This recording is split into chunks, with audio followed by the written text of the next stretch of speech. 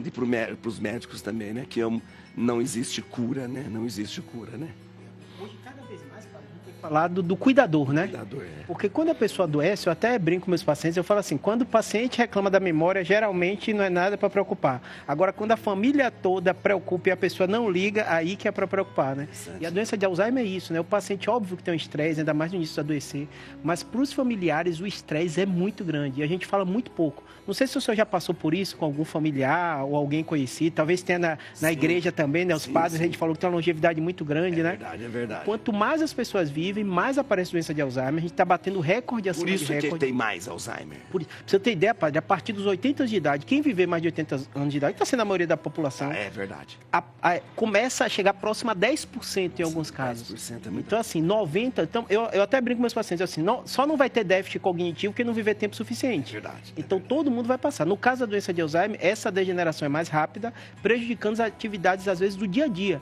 E isso leva um estresse muito grande ao cuidador. E até um determinado tempo na medicina a gente não lidava muito com isso. Hoje a gente tem visto, né?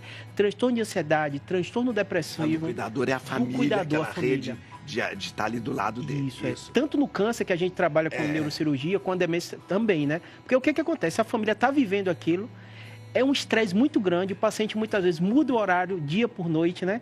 A questão medicamentosa também, e a família sente que está perdendo alguém que ela ama, porque as habilidades elas vão... Doutor, sabe o que eu vejo muito no dia a dia, na prática, justamente, e a gente acaba tendo contato? É que geralmente a família elege uma pessoa para cuidar. Eu acho um pouco injusto isso, injusto. Ou então aquela pessoa que ela tem mais predisposição, ou então ela tem mais tempo e tal, de repente ela assume e sobrecarrega muito para um cuidador só. É muito comum. Hoje mesmo eu estava no antes de vir para aqui, a senhora falou para mim, quem resolve é esse filho, os outros 4 não valem para nada para isso, né? Então. Eles servem para outra coisa, mas para o cuidado de saúde. Mas assim, não tem jeito, tem que compartilhar. Eu até brinco com meus pacientes, assim que dá o diagnóstico de uma doença como câncer, eu falo assim, já criou o grupo de WhatsApp da família para resolver isso? Isso. Porque não adianta. E se a pessoa sobrecarregar, se ela que resolve, ela começar a ter transtorno de ansiedade, transtorno depressivo, a insônia, né? Isso vai prejudicar o cuidado de quem ela ama. Então, justamente isso. Porque a pessoa que está o tempo todo com um doente, ele acaba adoecendo muito facilmente, né? E o Alzheimer, assim como está acontecendo com o câncer hoje em dia, são doenças crônicas. Então, a gente não está falando que alguém que vai ter o diagnóstico vai morrer ali depois de poucos meses, né? Hoje, a gente tem pacientes com doença de Alzheimer, com câncer, vivendo mais de 10 anos, 15 anos. E aí você pensa uma família, o que vai fazer? As pessoas hoje, as mulheres e os homens trabalham, né? Isso. As pessoas estão com a longevidade cada vez maior no trabalho. Como é que vai ser essa dinâmica familiar? E a sociedade brasileira, a pirâmide está mudando agora. A gente não está preparado para isso. Está completamente perdido. As soluções que nos Estados Unidos, na Europa, já aconteceu há muitos anos atrás, hoje não aconteceu ainda. Então, a gente tem visto muito isso, né? Antigamente aconteceu que a mulher não trabalhava, ou estava em casa, tinha uma filha que não trabalhava. Hoje não tem mais essa realidade.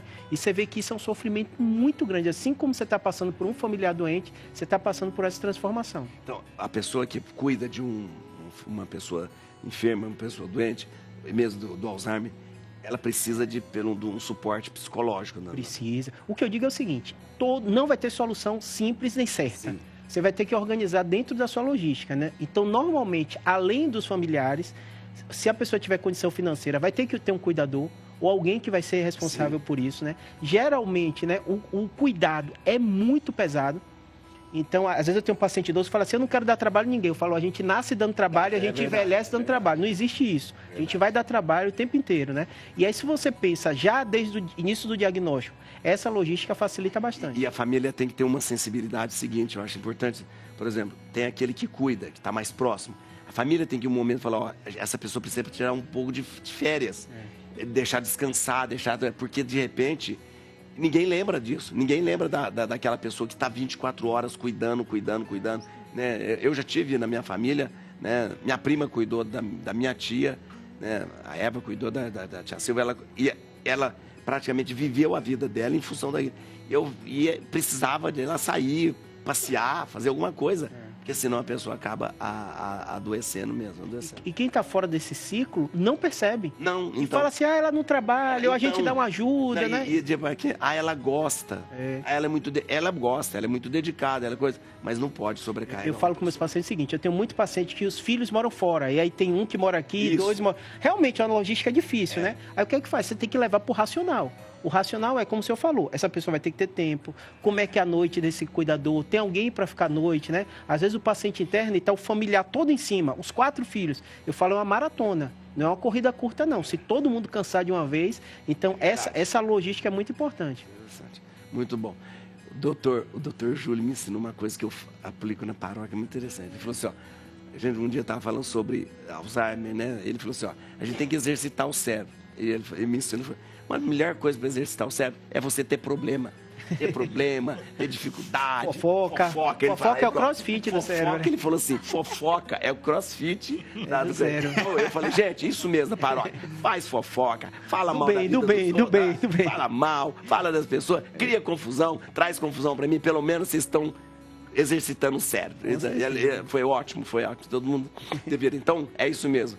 Preocupa, fica enchendo a sua cabeça de coisa aí para fazer exercício para o cérebro.